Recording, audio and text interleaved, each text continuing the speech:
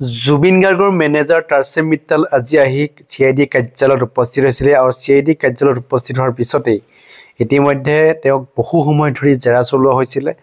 জেৰা চলোৱাৰ পিছত সন্ধ্যা ভাগত তেওঁক এৰি দিয়া হৈছিল আৰু তাৰ পিছত সাংবাদিকৰ যিখিনি প্ৰশ্ন আছিলে প্ৰশ্নখিনি সোধাত তেখেতে যিখিনি প্ৰশ্নৰ উত্তৰ দিছে যেন তেওঁ একেবাৰে ক'বই নিবিচাৰে যে তেওঁ জুবিন গাৰ্গৰ মৃত্যুৰ লগত যেন তেওঁ একেবাৰে জড়িত নহয় তেনেকুৱা ধৰণৰ কথাখিনি ইতিমধ্যে জনাইছে।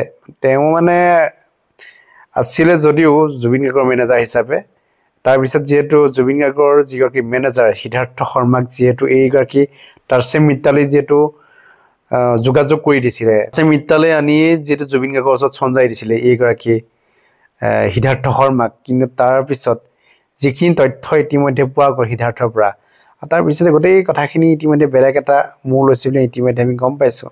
কি হয় সময়ত দেখা যাব যে কোন আচলতে জুবিন গাৰ্গৰ হত্যাকাৰী। বৰ্তমানো যিহেতু আমি কোনো ক'ব নোৱাৰোঁ যে আমুকে হত্যা কৰিছে বুলি। যিখিনি তথ্য ইতিমধ্যে CID লাভ কৰিছে তথ্যৰ ভিত্তিত ইতিমধ্যে বহুখিনি কথা পোহৰলৈ আহিব বুলি আমি আশা কৰিছোঁ। গতিকে কি কৈছে আজি এই মুহূৰ্তত টাৰ্চেম মিত্তালৰ সেই মন্তব্য আপোনাক শুনাবলৈ বিচাৰিছোঁ। আজি মোক মাতিছিলে, আহিলোঁ বম্বেৰ পৰা। গোটেই দিনটো আছিলোঁ। তেওঁ যি প্ৰশ্ন সুধিছে চব প্ৰশ্নৰটো আনচাৰ কৰিছোঁ। আকৌ মাতিলে আকৌ আহিম। এতিয়ালৈকে মাতা নাই, আকৌ যদি মাতে আকৌ আহিম। সেইবোৰতো কথা পাতিব নোৱাৰিম, আপোনালোকে জানে। কিন্তু যি প্ৰশ্ন সুধিছে, যিমান প্ৰশ্ন সুধিছে বহুত দেৰি আছিলোঁ, চবকেইটা আনচাৰ দিছোঁ, চব তথ্য দিছোঁ। সেইবিলাকতো আমি কথা পাতিব নোৱাৰিম, আপোনালোকে জানে। সেইটো সেই চব আপোনালোকে পাবই এতিয়া লাহে লাহে। এইবোৰ ক'ব নোৱাৰিম, আপোনালোকে জানে। ঠিক আছে, থেংক ইউ। আজি মোক মাতিছিলে, আহিলোঁ বম্বেৰ পৰা। গোটেই দিনটো আছিলোঁ। তেওঁ যি প্ৰশ্ন সুধিছে চব প্ৰশ্নৰটো আনচাৰ কৰিছোঁ। আকৌ মাতিলে আকৌ আহিম। এতিয়ালৈকে মাতা নাই, আকৌ যদি মাতে আকৌ আহিম।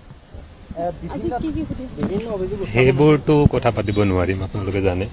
কিন্তু যি প্ৰশ্ন সুধিছে, যিমান প্ৰশ্ন সুধিছে বহুত দেৰি আছিলোঁ, চবকেইটা আনচাৰ দিছোঁ, চব তথ্য দিছোঁ।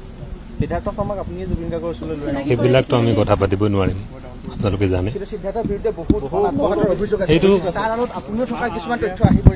সেই চব আপোনালোকে পাবই এতিয়া লাহে লাহে। এইবোৰ ক'ব নোৱাৰিম, আপোনালোকে জানে। ঠিক আছে, থেংক ইউ।